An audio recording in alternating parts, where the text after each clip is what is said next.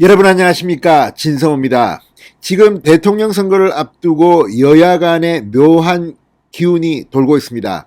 지금 민주당 쪽은 윤석열 후보의 배우자 김건희 씨의 7시간 녹음 파일을 MBC가 오늘 밤 방송한다니까 여기에 마지막 기대를 걸고 있는 것은 아닌가 의심됩니다.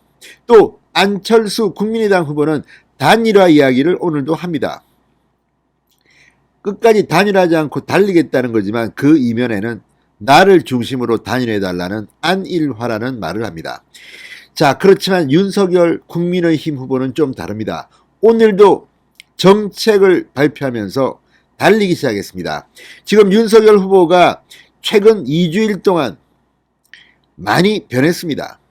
자, 그 전에 이 김종인, 이준석 이런 문제들이 해결되지 않을 때의 윤석열과 그 뒤 깔끔하게 이 선대위를 해산하고 슬림한 선대본부로 전환한 뒤 이준석과 함께 손잡고 뛰는 모습은 전혀 다른 모습입니다. 게다가 정책 공약들을 잇따라 발표하면서 대박을 치고 있습니다. 여성가족부 폐지, 장병 봉급 월 200만원 이런 것들이 지금 히트를 치면서 윤석열의 지지율이 계속 치솟고 있습니다. 그렇지만 최대 승부처는 역시 서울과 경기도 수도권입니다. 자, 오늘 윤석열 후보는 서울 공약을 발표하고 서울 선대위 필승대회를 갖습니다.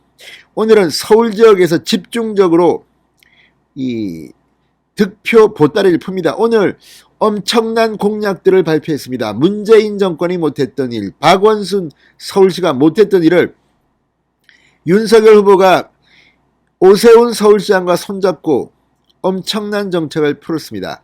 자, 이대로 된다면 어떻게 될까요? 자, 저도 서울에 살고 있지만 지금 서울 박원순 잃어버린 10년을 빨리 되찾아야 합니다. 자, 오세훈이 지금은 힘듭니다. 민주당 시의회 때문입니다. 내년, 후년 계속해서 서울은 변할 겁니다. 그러면 올해 6월 1일 지방선거에서 서울시장을 뽑아야 합니다. 국민의힘 소속으로 뽑아야 합니다. 오세훈 시장은 재선을 노리고 있습니다. 자, 여기에 윤석열 대통령까지 탄생한다면 서울은 정말 변할 겁니다. 자, 얼마 전까지만 해도 윤석열 후보가 컨벤션 효과로 서울에서 이재명을 압도했는데 지금 상황은 그렇게 녹록지가 않습니다. 서울은 그렇게 쉬운 승부처가 아닙니다. 지난번 이 4.7 보궐선거에서 오세훈 시장이 박영선 민주당 후보를 18%포인트 이상 눌렀습니다. 이런 정도만 만약 윤석열이 한다면 이번 선거는 끝납니다. 안철수 단일화 필요 없습니다. 자, 그래서인지 오늘 윤석열 후보는 서울 수도권에 어마어마한 공약과 어마어마한 재원을 쏟아붓겠다고 했습니다. 진성호의 직설 시작합니다. 방송에 앞서 아직 진성호 방송의 구독자가 아니신 분은 붉은색 구독 버튼 눌러주십시오. 더 좋은 방송으로 보답하겠습니다.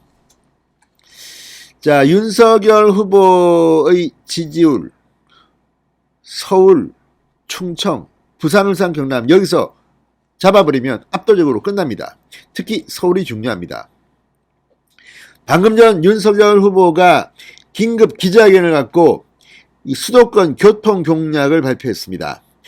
이 도심 구간 철도 지하화를 비롯해 신분당선 연장, 도심철도는 지역의 단절, 주변 지역의 낙후, 환경 악화의 원인으로 지하화는 오랜 기간 수원 사업이라며 도시공간이 새롭게 개발되면 20만 일자리 창출 효과가 생긴다고 윤석열 후보는 설명했습니다.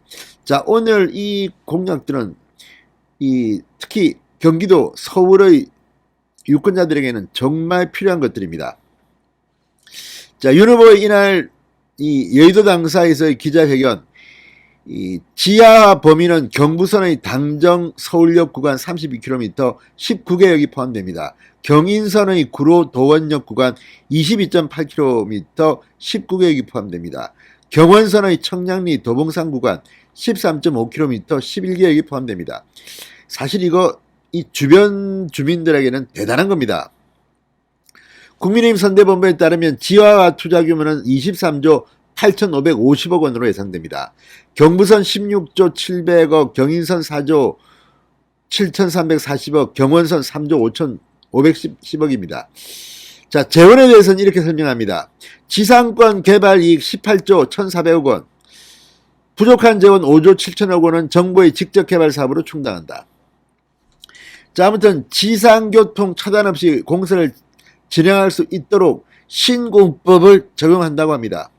또 이 경부고속도로 양재 한남 IC 구간 지하화도 약속했습니다. 사업비는 3조 3천억 원입니다. 지하화로 생기는 지상의 쇼핑, 복합시설 등의 개발을 통해 얻는 수익으로 충당한다고 했습니다. 자, 아무튼 이거를 되면 정말 그 동네는 대박이 납니다. 또 이 다시 짓는 서울이라는 슬로건 아래 부동산 공약도 발표했습니다.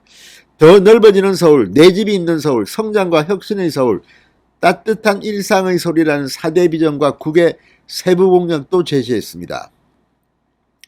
자, 어쨌든 지금 윤석열 후보에 따르면 임기 내 서울에 40만 가구를 더 공급한다는 겁니다. 자, 뭐 이것 말고도 뭐 상당히 많은 이야기를 했습니다. 서울 시내 10개의 철도 차량 기지 약 67만 평을 지하와 테크화한다. 지상을 주거와 문화 중심의 생활 공간으로 변모시킨다. 여의도 금융타운을 금융허브 특구로 지정한다.